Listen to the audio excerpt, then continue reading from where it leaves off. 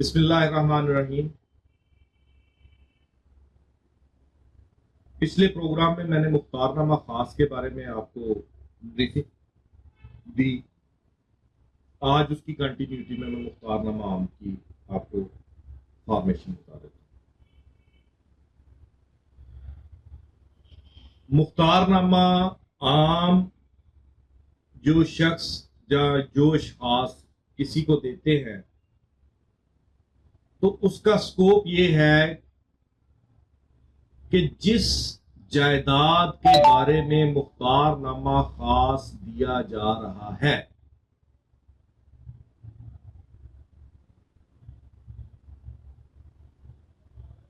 وہ اسپیسیفک کام ہے،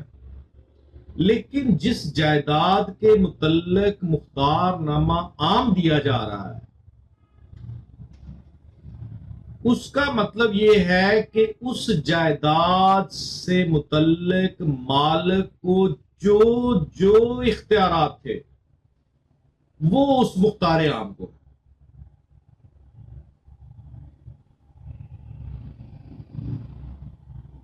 سیل کر سکتا ہے، رہن رکھ سکتا ہے، ہبہ کر سکتا ہے، تبادلہ کر سکتا ہے۔ غرض اس جائیداد سے متعلق جو کام ہے وہ کر سکتا ہے۔ آسان لفظوں میں آپ کو بتا دیتا ہوں کہ مختار نامہ عام میں مختار نامہ خاص کے بھی اختیارات موجود ہوتے ہیں اور دیگر تمام اختیارات بھی شامل ہوتے ہیں۔ جس نے مختار عام دینا ہے سٹیمپ ڈیوٹی پہ وہ تحریر لکھی جائے گی، تحریر لکھی جائے گی اس کے ملکیتی ثبوت کی روشنی میں، اور وہ ملکیتی ثبوت کی مصدقہ نقل جو بھی ادارہ جاری کر رہا ہے، خواہ وہ سوسائٹی ہے، خواہ وہ ریونیو ڈپارٹمنٹ محکمہ مال ہے، خواہ وہ ایکسائز اینڈ ٹیکسیشن ہے، خواہ وہ ایل ڈی اے ہے، یا غرض جو بھی ڈپارٹمنٹ اس کی ملکیت کا ثبوت اپنے پاس رکھتا ہے اور اس کی ملکیت میں تبدیلی کا اختیار رکھتا ہے، اس محکمہ سے ایک نقل مختار عام کے جاری کرنے کے لیے وہ نقل لی جائے گی۔ وہ نقل جب لی جائے گی وہ اس کے ساتھ لگے گی، اس مختار عام کے ساتھ اس کے سیٹ بنیں گے، ایک اوریجنل سٹیمپ پیپر پہ، دوسرے ان کی فوٹو کاپیز۔ ابھی دستخط انگوٹھے کہیں پہ نہیں ہونے، ابھی صرف وہ سیٹ بننے ہیں۔ آپ جب کسی وکیل صاحب کے پاس جائیں گے تو وہ سیٹ بنا کے تیار کریں گے۔ تیار کرنے کے بعد پھر ایک وکیل صاحب آپ کے درخواست لکھیں گے جس نے اختیار دینا ہے کہ وہ یہ درخواست از خود جمع کرانے کے لیے نہیں آ سکتے، لہذا پرمیشن دی جائے کہ بذریعہ لوکل کمیشن جو ہے وہ اس کو رجسٹر کروایا جائے، اس کے سائن انگوٹھے کروائے جائیں تمام پارٹیز کے۔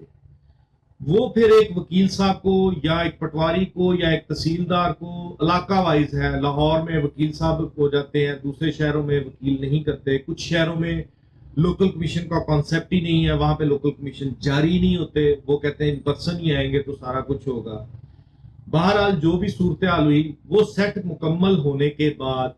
وہ سب رجسٹرار کے آفس میں جمع ہوں گے۔ جمع ہونے کے بعد اگر تو وہ ان پرسن ہے تو سب رجسٹرار اپنے سامنے سب کے سائن انگوٹھے کروائے گا تمام ڈاکومنٹس پہ۔ اس کی فیسز ہوتی ہیں، وہ پے کرنی ہوتی ہیں گورنمنٹ ٹریجری میں، وہ مالیت کے حساب سے ہیں کہ کس مالیت کا ہے تو سی وی ٹی نہیں لگے گا، کس مالیت کا نہیں ہے تو سی وی ٹی لگے گا۔ وہ سارا کچھ ڈیٹیل جب آپ جائیں گے وہ سلسلہ کار، کیونکہ اب کافی ایکسپینسو ہو گیا مختار نامہ عام کو رجسٹر کروانا۔ وہ یا تو وہ خود کروائے گا یا وہ لوکل کمیشن کو پرمیشن دے دے گا سب رجسٹرار۔ لوکل کمیشن وکیل صاحب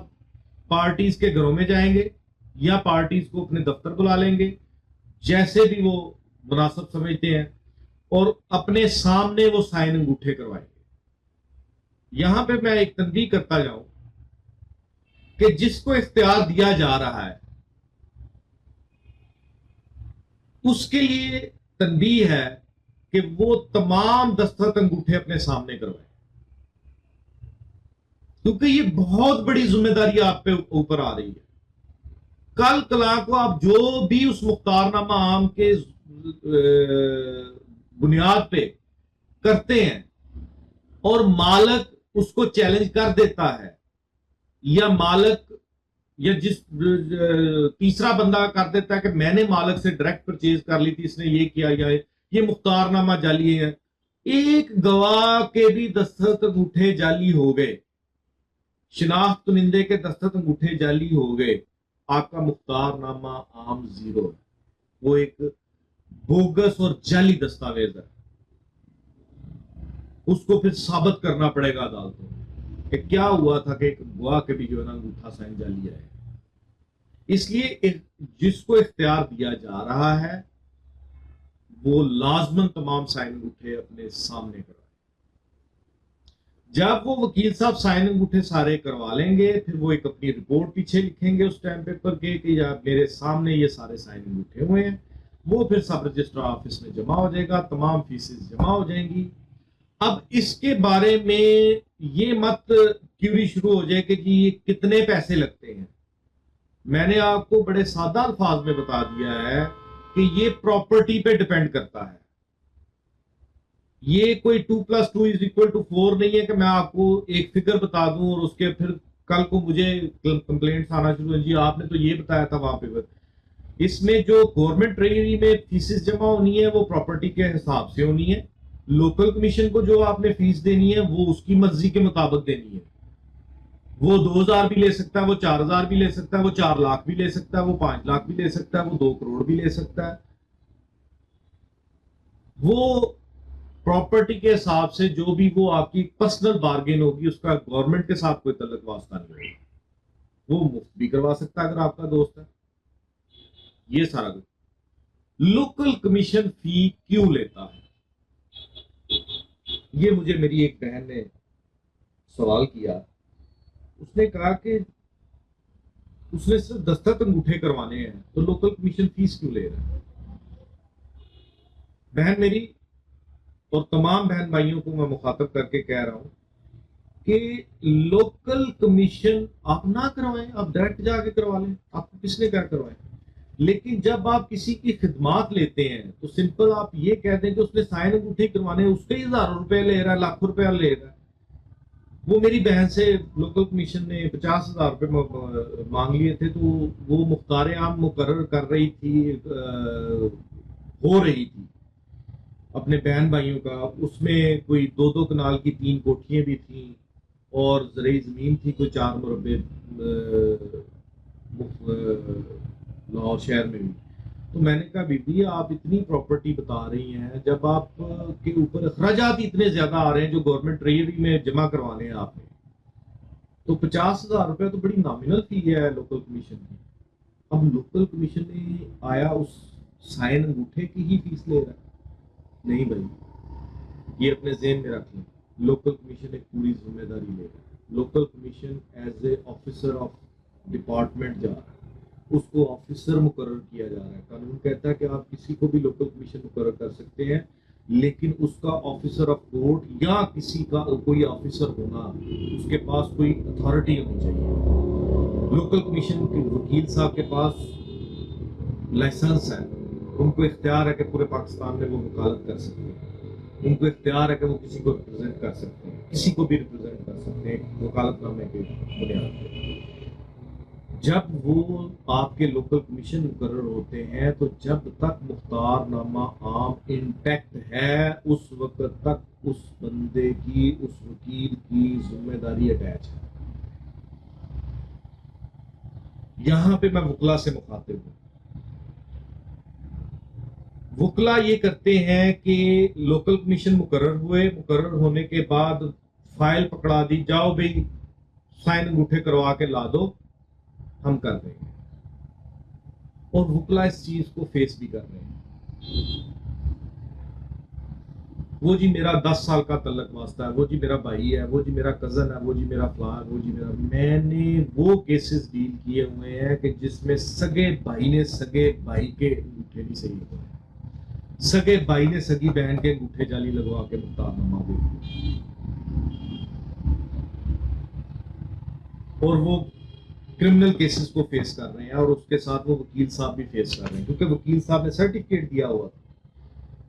کہ میرے سامنے تمام سائن انگوٹھے ہوئے ہیں، اور وہ سائن انگوٹھے جعلی ہو گئے، اور وکیل صاحب بھگت رہے ہیں، جیلوں کی ہوا بھی کھا رہے ہیں، وکلا حضرات کیسز بھی بھگت رہے ہیں، یہ سارا کچھ کر رہے ہیں۔ اب میری وکلا برادری سے، اپنے وکلا بھائیوں بہنوں سے گزارش ہے کہ جب بھی آپ لوکل کمیشن مقرر ہو تو خدا آپ نے سامنے سارا کام کروایا گیا، تاکہ مستقبل کے، بلکہ پوری ویجیلنسی کے ساتھ ایسا کیا جائے۔ جب یہ سارا پروسیس مکمل ہو جاتا ہے، سائن انگوٹھے ہو جاتے ہیں، تو وہ دوبارہ جمع کروائے جاتے ہیں، دوبارہ سب رجسٹر اپنی ویریفیکیشن کرواتا ہے، ویریفیکیشن کرانے کے بعد اس کو رجسٹر کرا دیتا ہے، وہ ان کے پاس رجسٹر ہوتے ہیں، ان کے نمبر، وہ document number, book number, volume number, یہ سارا کچھ اس میں لکھا ہوتا ہے، وہ سارا کچھ کرنے کے بعد اسٹیمپ کر کے ایک ریکارڈ ان کے پاس ہو جاتا ہے، ایک ریکارڈ آ گیا۔ اس طرح مختار نامہ عام جو ہے وہ رجسٹر ہوتا ہے، اور مختار نامہ عام کی بنیاد پہ وہ اپنے تمام کام، امید ہے کہ میں نے مختار نامہ کے بارے میں